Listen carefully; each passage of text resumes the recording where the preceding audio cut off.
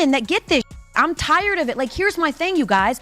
What else? Who are these girls? Who are these girls that are hating on Caitlyn Clark? Are you just combing through Twitter?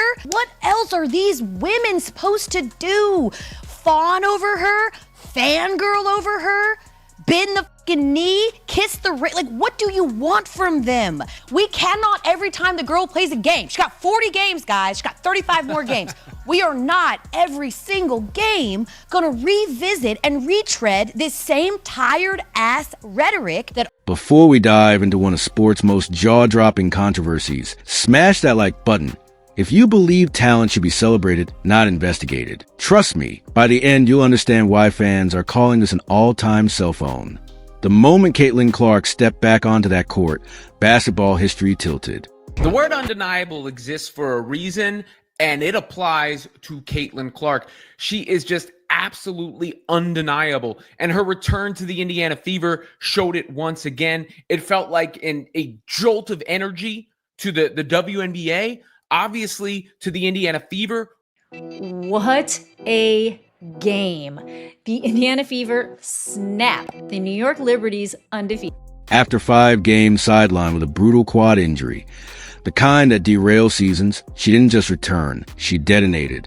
32 points against the defending champion New York Liberty. Not just a win, a statement victory that shattered their undefeated streak. I'm gonna say it, Caitlyn Clark is the best basketball player in the world. She's the best basketball player that I have ever seen. She is the difference maker. She is the needle mover. She is the face of basketball right now. It's really hard not to recognize the difference that she makes on the Indiana Fever, a team that was obviously struggling with playmaking, struggling with pacing, struggling with the things that make us want to watch. And she steps into that court, and in the first quarter, she made 3 logo threes in the first 38 seconds. A franchise record 17 three-pointers for Indiana. This wasn't just a comeback. It was a coronation. The kind of performance that should have had the league office popping champagne. And Cunningham is down behind the play, but they've got Caitlyn Clark to fire away from 2 players with incredible But what happened next? Let's just say the WNBA's response makes the Titanic's navigation look competent. Reward for this basketball masterpiece? A mandatory drug test. Her 11th this season. Let that number sink in. While most WNBA players get tested 3 times during the regular season, maybe 4 if they're unlucky, Caitlyn's being hauled in for testing like she's running a pharmacy. The timing? Immediately after dropping 32 on the champs.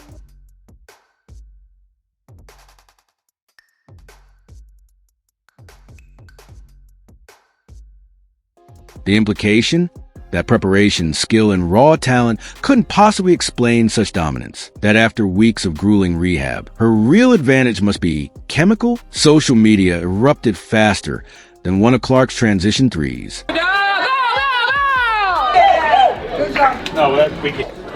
Good job. Squad needed it. Played Fever way. I love it. More of them. She tested positive for goat blood. One user deadpanned, a joke so sharp it might have drawn blood at League HQ. Another fired. They should drug test Scott Foster while they're at it. A dig at the league's eternally questionable officiating. But the knockout punch? Do a DNA test to see if she's human. Because honestly, what Clark did look supernatural. On your great performance. Thanks. Just want to let you know you have a huge fan base in Hong Kong. Oh, I appreciate that. And hopefully I'll get there one day. And today, there are 5 Hong Kong fans fly from Hong Kong to No way. And, Oh my gosh. And the hour is 22 hours. No way. Oh my goodness. Well, I wish I could have met them. Just want to say them. this, including me. If you know them, tell them thank you for coming. That's incredible. Yeah, so any plans you will visit Hong Kong with your teams in the future years? Yeah, maybe we'll head to Hong Kong after the season. I mean, I certainly hope to go to Hong Kong one day.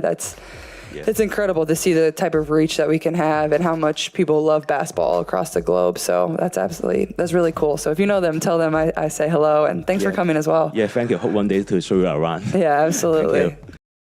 Deep threes with defenders in her jersey. No-look passes threading triple coverage. Basketball IQ so advanced it felt like she was playing chess while everyone else played checkers. Now here's where it gets truly suspicious. The league claims random testing, but the math screams targeting. 11 tests in a season when the average is 3? That's not random. That's a statistical impossibility. A player hitting 3 threes in 38 seconds after injury? That's not enhanced. That's elite muscle memory. Creating 17 team threes against the league's best defense? That's not doping. That's surgical playmaking. Yet every time Clark does something extraordinary, here comes a specimen cup. It's become so predictable. Fans joke they can set their watches to it. Caitlyn dominates? The golden goose paradox, punishing excellence in plain sight. The WNBA stands at crossroads no sports league has ever faced. A generational talent single-handedly delivering unprecedented growth. 756% merchandise spikes. Sold out arenas in minutes. 18 of 21 million view games attributed solely to her presence. Yet the league responds with suspicion, not celebration.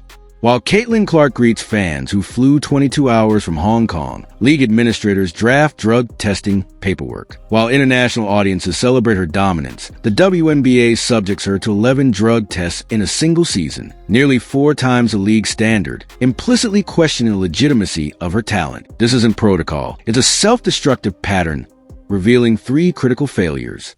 Institutional insecurity. Commissioner Kathy Engelbert inherited a league on life support in 2019. With no capital and nowhere to go but up, Clark's arrival delivered the mainstream relevance Engelbert spent 5 years chasing. Yet the league's infrastructure remains stuck in scarcity mentality. The excessive testing reflects a deep-seated disbelief that organic talent could solve problems they couldn't. The mediocrity shield. While Clark faces relentless scrutiny, underperforming stars skate through seasons with minimal oversight. This creates a perverse incentive structure. Excellence equals suspicion.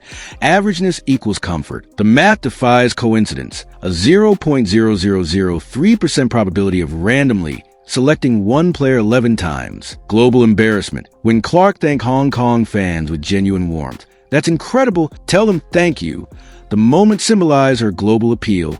Yet simultaneous drug testing paperwork signaled the league's priorities, investigation over integration.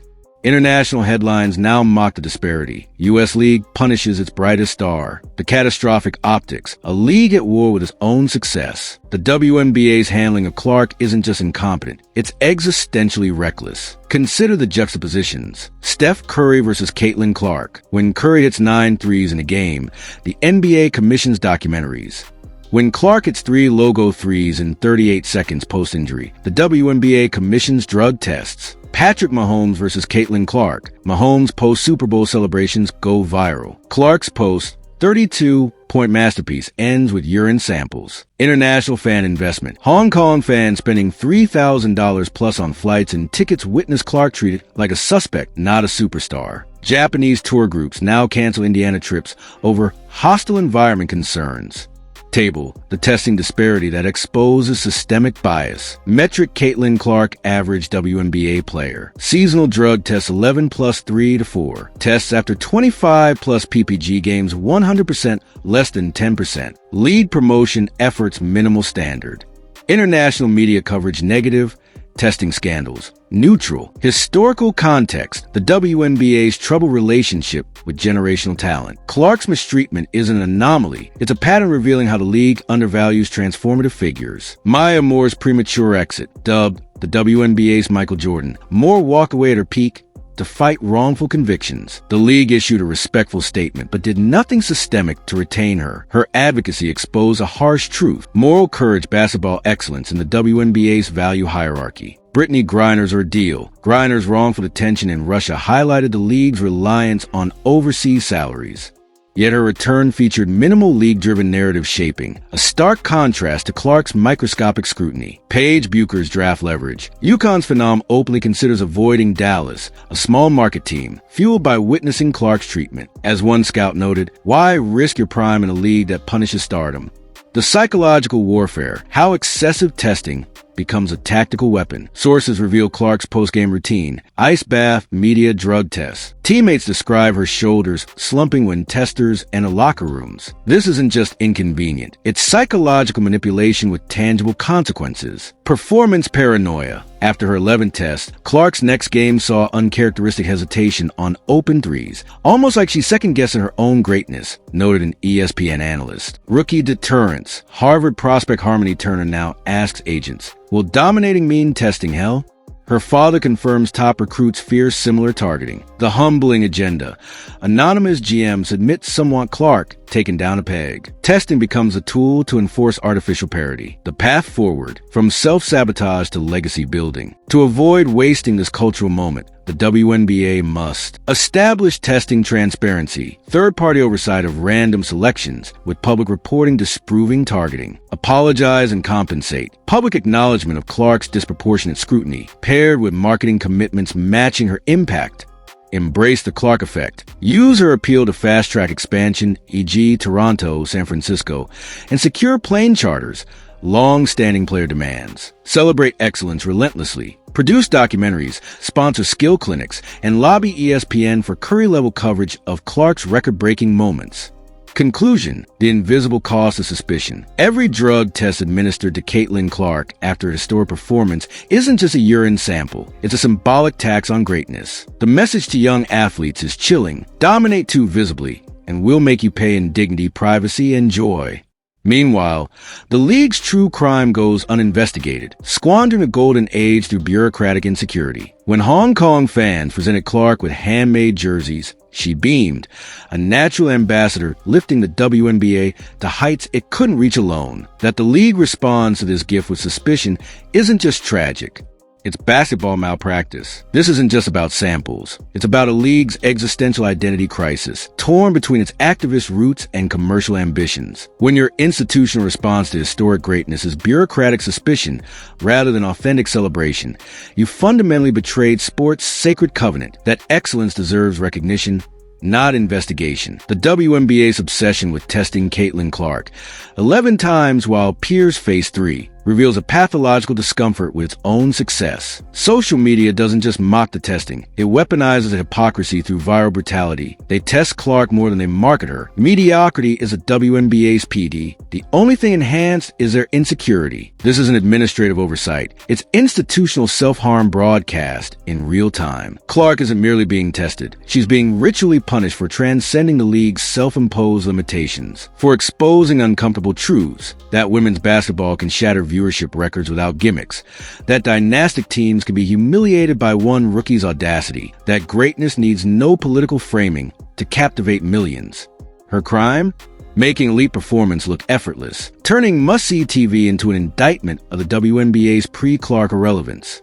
Every logo 3 whispers, "This is what you could have been." Every no-look pass screams, "Your complacency held you back." The drug test of the league's panic attack made tangible. Sterilizing cups wave like white flags against a talent tsunami they can't control. The catastrophic optics reveal a leadership vacuum where courage should thrive. Imagine the alternative universe. Commissioners parading Clark before Congress as proof of women's sports viability, owners leveraging her 756% merchandise spike to demand charter flights, marketers flooding TikTok with her 38-second three-point barrages.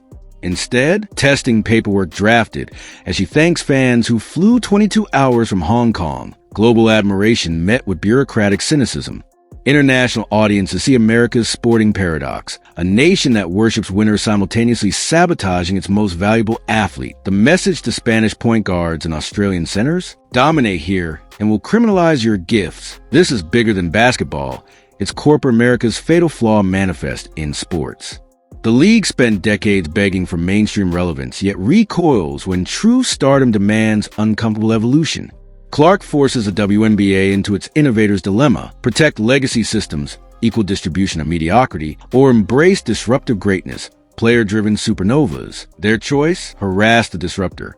Test the future until it resembles the past. This is Kodak dismissing digital photography while hoarding film patents. Blockbuster mocking Netflix while raising late fees. The testing isn't protocol. It's institutional immune response attacking its own salvation. The psychological warfare extends beyond Clark. Rookies now whisper, "Break 20 points, break the vial." High school phenoms reconsider professional dreams. Why train obsessively if excellence triggers suspicion? The league's testing frequency has birthed a generation of tactical underachievers, players deliberately missing shots to avoid anomaly flags. This is a true scandal, not the 11 tests, but the cultural contamination of ambition. When you teach athletes that dominance equals punishment, you extinguish competitive miracles before they ignite. Jordan's flu game?